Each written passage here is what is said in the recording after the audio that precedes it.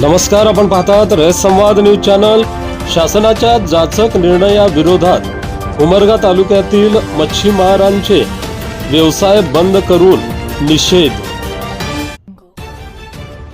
महाराष्ट्र राज्य मच्छीमार संघर्ष कृती समितीच्या समर्थनार्थ सहभागी होऊन बुधवार दिनांक 12 मार्च रोजी उमरगा तालुक्यातील सर्व मच्छीमार व मत्स्य विक्रेते बांधव यांनी दिवसभर मत्स्य व्यवसाय बंद करून निषेध नोंदविला।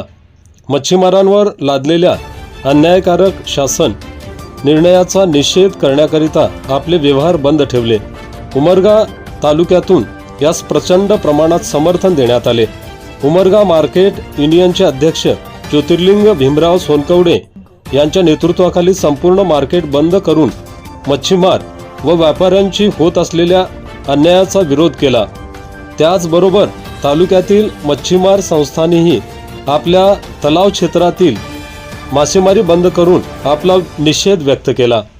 यात नवनाथ शिंदे, ज्योतिर्लिंग सोनकवडे, दत्ता सोनकवडे, रणजित कटके, संजय कांबळे, विकास जाधव, मोहन चव्हाण, नेताजी चव्हाण, भीम राठोड, व्यंकटराव बुटुकणे, जयदीप सोनकवडे आदींनी महाराष्ट्र राज्य मच्छीमार संघर्ष कृती समितीला समर्थन दिले आहे। रयत समाजासाठी नवनाथ शिंदे, उमरगा, धाराशिव।